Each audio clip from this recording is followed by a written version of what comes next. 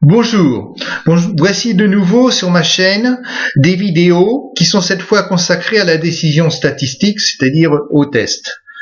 Je dois vous avertir cependant que l'approche qui est faite s'inscrit dans le cadre d'un soutien pour pallier à des annulations de TD et de cours qui sont liées au Covid-19 et que ça reste donc quelque chose qui est très ciblé et sommaire, c'est-à-dire que pas de doublon avec le polycopié et le PowerPoint du cours qui sont déjà très complets et une synthèse extrême avec ce contenu qui est ciblé sur le besoin lié au contrôle qui vont avoir lieu en absence de séance sur le site.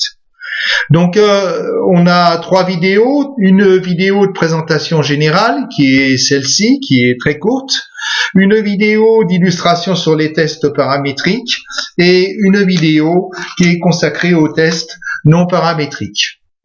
Alors, quel est l'objet des tests? L'objet des tests, c'est toujours comme en estimation statistique, on part d'un certain nombre de données observées auxquelles on essaye d'accoler un modèle statistique et cette fois-ci, on va tenter de se décider entre deux hypothèses, H0 et H1, l'hypothèse H0 étant dite l'hypothèse nulle et l'hypothèse H1 étant dite l'hypothèse alternative.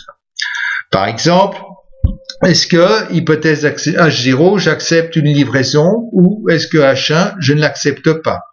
Hypothèse H0, est-ce qu'un médicament est sans effet ou H1, est-ce que ce médicament fait baisser la tension? Hypothèse H0, est-ce que le revenu imposable et le lieu de résidence sont indépendants ou est-ce qu'ils ne sont pas indépendants? Alors, les tests couvrent un champ très très large et on a effectué pour ces vastes tests des classifications. On distingue déjà sommairement les tests dits paramétriques et les tests non paramétriques. Alors les tests paramétriques, comme leur nom l'indique, portent sur des paramètres. Ils peuvent revêtir plusieurs formes, dont notamment les tests de conformité et les tests de comparaison. Alors, qu'est-ce que j'entends par test de conformité? Eh bien, est-ce que, par exemple, le paramètre θ, qui peut être une moyenne, une proportion, une variance, ou d'autres paramètres, est égal à θ0, ou est-ce qu'il est égal à θ1?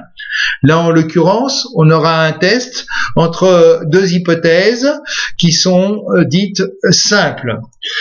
Est-ce que aussi, par exemple, θ égale θ0 ou θ supérieur à θ0.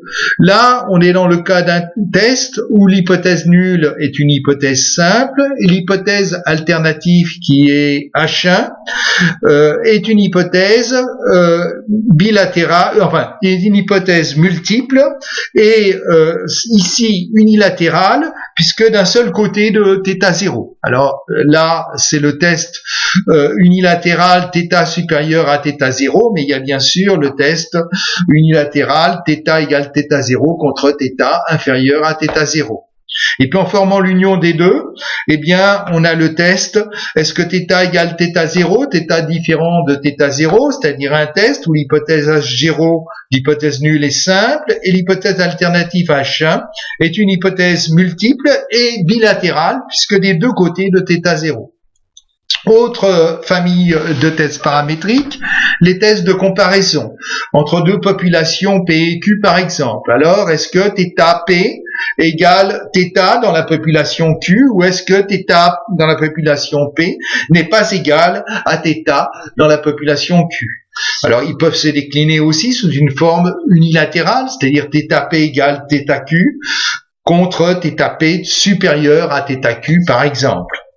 Et puis, plus largement, si au lieu de prendre deux populations, on prend Q population, est-ce que θ dans la population P1 égale θ dans la population P2 égale θ dans la population PQ, ou est-ce qu'il existe des couples J tels que θ dans la population PI n'est pas égal à θ dans la population PJ?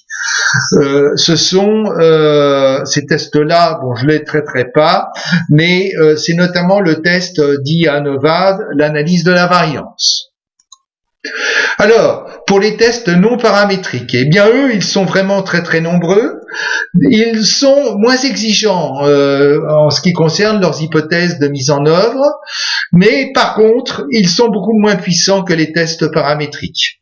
Là encore, il se décline par famille d'applications. On distingue les tests d'adéquation, les tests de comparaison, les tests d'indépendance, les tests de régression. Ici, on regardera notamment le cas du test de Key-2 appliqué à l'adéquation et à la comparaison. Alors, les enjeux des tests. Eh bien, de quoi s'agit-il? Il s'agit de se prononcer entre deux hypothèses, H0 et H1. Donc, on a d'un côté l'espace des décisions et d'autre côté les états de la nature.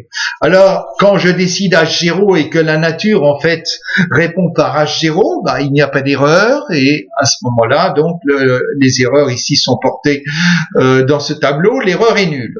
De même, lorsque je décide H1 et que la nature répond par H1, eh bien là, tout est pour le mieux.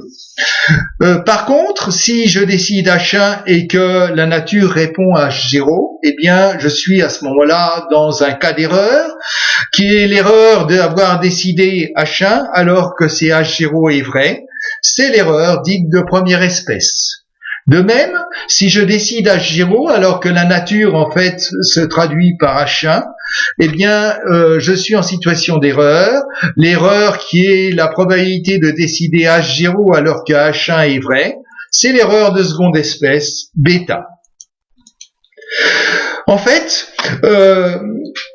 les choses ne sont pas si simples. Nous agissons sur trois boutons. La taille de l'échantillon, l'erreur de première espèce et l'erreur de seconde espèce. Nous allons voir que, en fait, nous ne pouvons pas maîtriser les trois à la fois. On ne peut en maîtriser que deux. C'est-à-dire qu'il faut fixer à chaque fois l'une pour pouvoir maîtriser les autres. Ainsi, par exemple, si n est fixé, eh bien, on ne peut pas maîtriser à la fois alpha et bêta. Et en plus, ce qu'on constate, c'est que les deux erreurs en question, alpha et bêta, sont antinomiques, c'est-à-dire que plus on appuie sur alpha pour la rendre faible, eh bien plus à l'inverse, bêta devient grand, et réciproquement. Plus alpha est faible, plus bêta est grand. Du coup, eh bien, le principe de construction des tests est le suivant. On va se fixer l'erreur de première espèce alpha, qui est la probabilité de décider H1, sachant que H0 vrai. Autrement dit, le contexte dans lequel on se place, c'est celui de l'hypothèse nulle. Et on va essayer à ce moment-là de chercher les tests, les règles de décision qui conduisent à un bêta qui est le plus faible possible. Autrement dit, on cherche à construire le test minimisant bêta ou encore maximisant cette quantité P égale 1 moins bêta qui est dite en fait la puissance du test. Autrement dit, la théorie des tests consiste à chercher à construire les tests les plus puissants.